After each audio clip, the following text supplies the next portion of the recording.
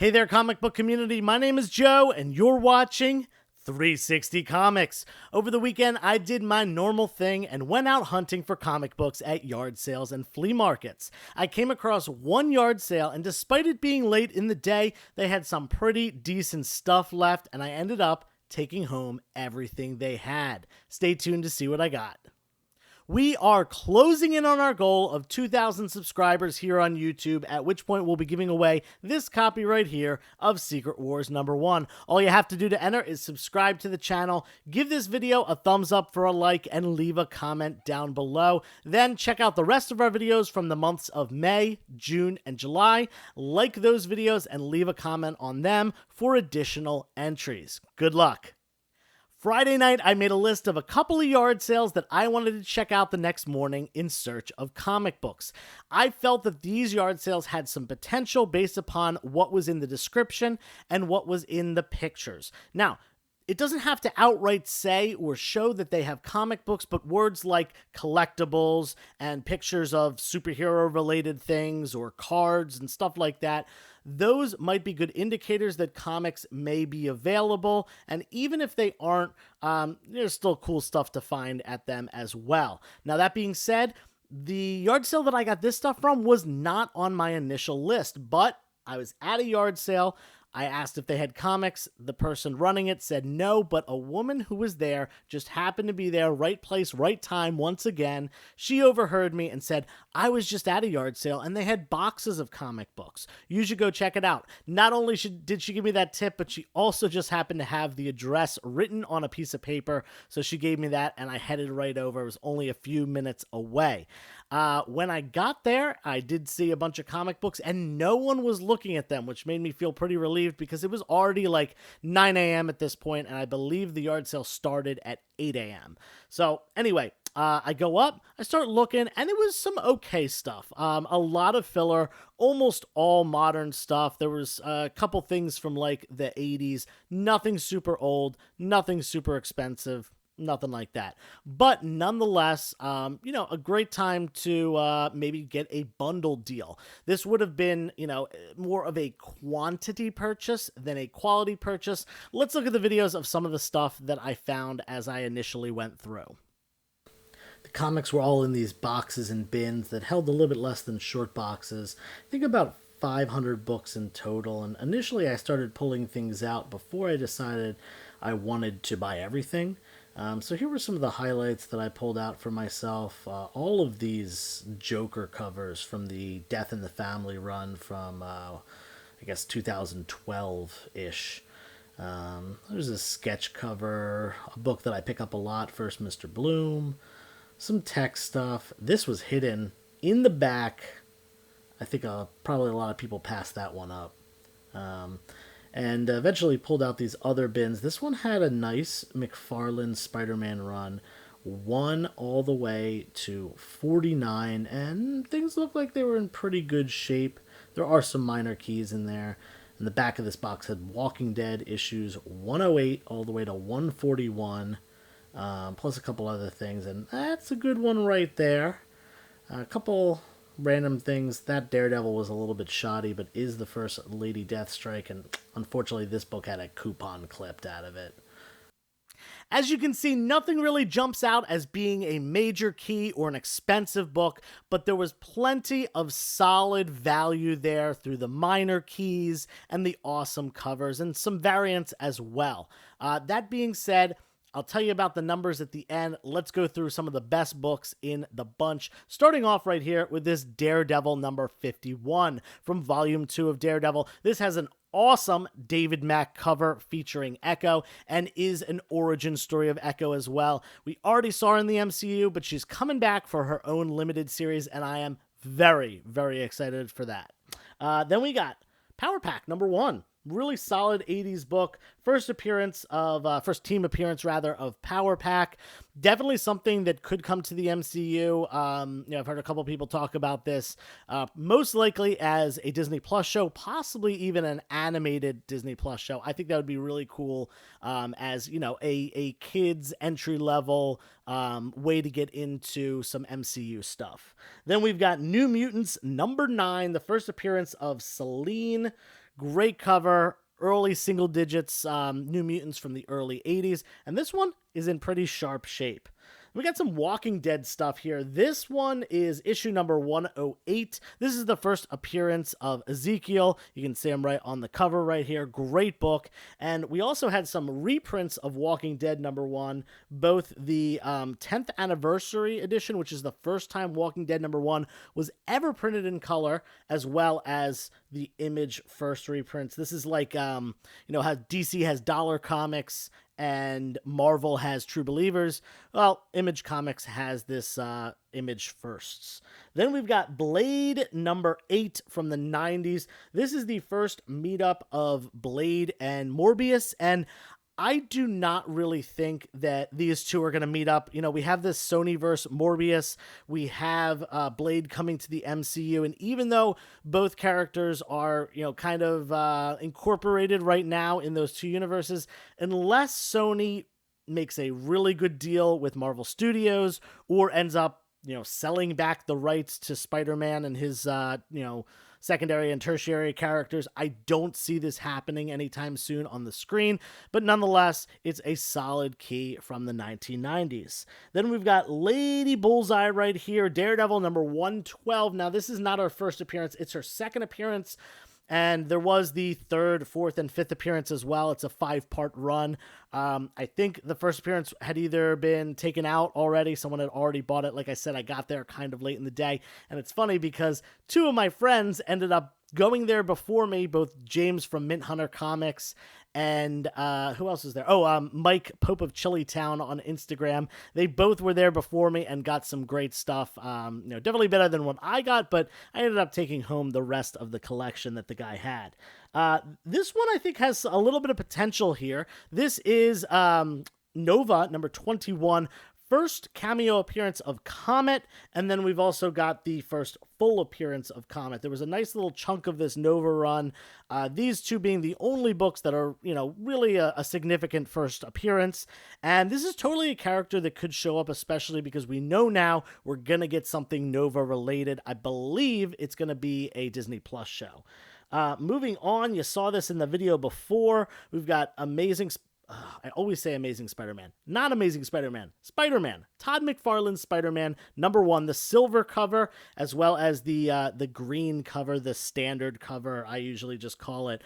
Both nice high-grade copies, and this actually contained the whole run. Not the whole run, but a run of number 1 all the way through number 49, which is a nice chunk of that run there from the 90s.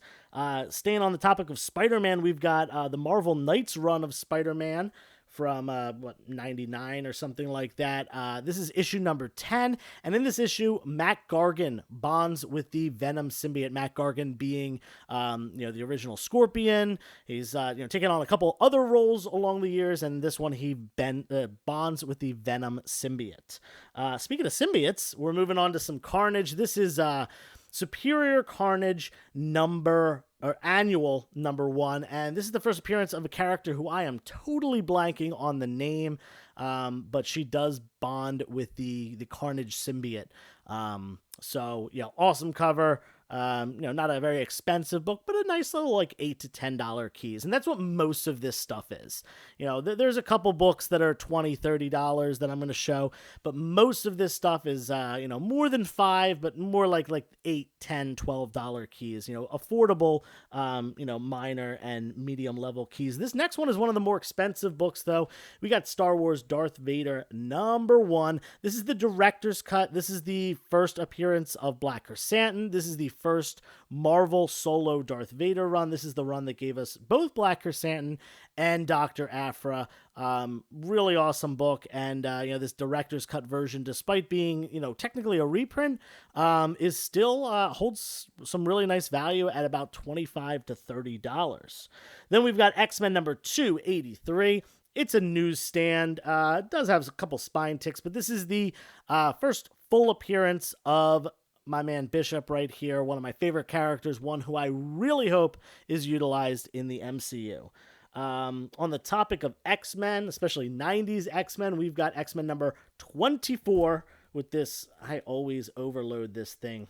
It's about to fall over. Yeah, this classic Andy Kubert cover with Rogue and Gambit mid-kiss or about to kiss, whatever it is. Awesome cover. This one, really nice high-grade copy as well. Then we've got Detective Comics 648. And every time I see this, I 647, 648, 649 all look the same to me when I initially look at them, and I always have to look at the number to see which one is which. This is the second appearance of Stephanie Brown. Spoiler, she becomes Robin. I think she's Batgirl at one point, or Batwoman, I forget which, but, a great backup Batman character here, her second appearance. Then we've got Batman Arkham Knight. This is a book I did not know about. I had to look this one up. Batman Arkham Knight #1. This predates the video game Batman Arkham Knight and is the first appearance of the Arkham Knight. Never played the video game, not much of a video game guy, but cool book to have, and sells for about $10. Then we've got a classic, Superman #75, The Death of Superman, and this is the first printing of the book. You can tell by the trade dress, it's got that yellow up there. There's different colors for the different printings, and I believe there's also the Roman numerals that DC was using during the mid-90s as well. This next one, this got me. I looked at it and I was like, this could be something, and in fact it was. We got a crossover here between Django and Zorro, which is also a crossover between Dynamite Comics and DC Vertigo. The thing that makes this really awesome is right up here at the top. Look who the author is. Quentin Tarantino, famed movie creator. Love his work. And whenever, someone of that status writes a comic book, it's usually, collectible in a sense, and, really happy to have my hands on this great cover as well. Then the last thing here, this is actually a group of books. This is Secret War, not Secret Wars, Secret War from, what year was this? I don't even remember. Sometime in the late 2000s, early 2010s, I forget. But this is #1, the commemorative edition with Spidey on the front. This is the big book right here. Not only does it have Wolverine on the front, one of the most beloved characters of all time, it's also the first appearance of Quake, who is rumored to be coming to the MCU. Yeah, I hope she does. That would be a really cool character to incorporate. And they had the rest of the run as well. Captain America on the cover of 3, Black Widow on the cover of 4, and my man Matt Murdock on the cover of 5. Awesome run here. And, I'm probably going to keep these in my personal collection. I have picked up a couple copies of 1 and 2, because those are kind of like the 1 is popular, I guess, because Spider-Man's on the front, and it's the first book, and then 2 is the key issue. But I think I'm going to keep these just because I don't have a full set in my personal collection, and I really, really like these Del Otto covers. So in fact, I'm going to keep this one right up here because it's got Daredevil on it, one of my favorites. So let's talk about money. I looked through this guy's stuff. I saw what it was. And by the way, I showed you keys and stuff here. These are all, like I said, these probably average $12 a piece or something like that, $10 a piece. And there's, 15 or so books right here. Nothing really crazy.